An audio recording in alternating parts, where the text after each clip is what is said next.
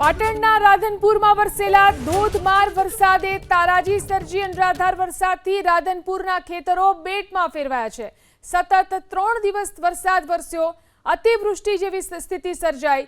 ખેડૂતોના ખેતરો બેટમાં ફેરવાતા વાવેતર નિષ્ફળ ગયું છે। કપાસ, અડદ, ગુવાર, મગ, બાજરી, ઘાસચારાને નુકસાન। પેદાશપુરા, ગોતરકા સહિતના 12 થી 15 ગામમાં વાવેતર સંપૂર્ણ નષ્ટ થઈ ચૂક્યું છે। હજારો વીઘામાં વાવેતર નિષ્ફળ જતા ખેડૂતોની મહેનત ઉપર પાણી ફરી વળ્યું। ખેડૂતોએ તાત્કાલિક સર્વે કરી સહાય ચૂકવવા માટે માંગ કરી છે। પાટણ જિલ્લાના ખેડૂતોએ વિશેષ સહાય પેકેજ જાહેર કરવાની માંગ કરી। વધુ જાણકારી મેળવી અમારા સંવાદદાતા એઝાઝ ફોન લાઈનથી જોડાયા છે। એઝાઝ, જે પરિસ્થિતિ આકાશી દ્રશ્યોની અંદર દેખાઈ રહી છે, વાવેતરને કેટલું નુકસાન છે?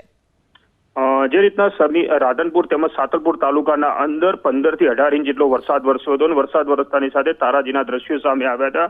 એક બાજુ ખેડૂતોના ખેતરના અંદર જાણે કે તળાવ કે નળ સરોવર જેવા પાણી ભરાવા તેવું દેખાઈ રહ્યું છે।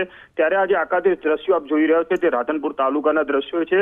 તે આજુબાજુના જે ગ્રામ્ય વિસ્તારના જે ખેતરો છે તે તમામ ખેતરોના અંદર મોટા પ્રમાણના અંદર પાણી ભરાય છે। પાણી ભરાવાના કારણે ખેડૂતો છે તે સરકાર સમક્ષ માંગણી કરી રહ્યા છે કે જે જમીનના અંદર ધોવાણ થયું છે, જે પાકોને નુકસાન થયું છે, ખેતી લાયક જે નુકસાન છે તેનો ઝડપથી સર્વે કરવામાં આવે। સર્વે કર્યા બાદ તેમને નુકસાનની વળતર ચૂકવવામાં આવે તેવી હાલ તો ખેડૂતો દ્વારા માંગણી કરી રહ્યા છે। પરંતુ જે આકાશી દ્રશ્યોના અંદર તમે જોઈ રહ્યા છો કે તમામ રાધનપુર તાલુકાના ખેતરો છે તે જળમગ્ન બન્યા છે। જળમગ્ન બનવાના કારણે ખેડૂતો હાલ મુશ્કેલીનો સામનો કરી રહ્યા છે, કેમ કે જે પ્રમાણે વરસાદ વરસ્યો છે અને વરસાદ વરસવાની સાથે જે પાણી ભરાય છે તે પાણી સુકાવાની જો વાત કરવામાં આવે 2 થી 3 મહિના સુધીનો સમય લાગી શકે છે અને પાણી સુકાયા બાદ જ ખેડૂતો દ્વારા બીજી ખેતી કરી શકાય છે।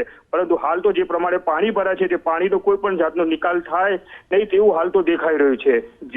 જી, આભાર તમામ જાણકારી આપવા માટે।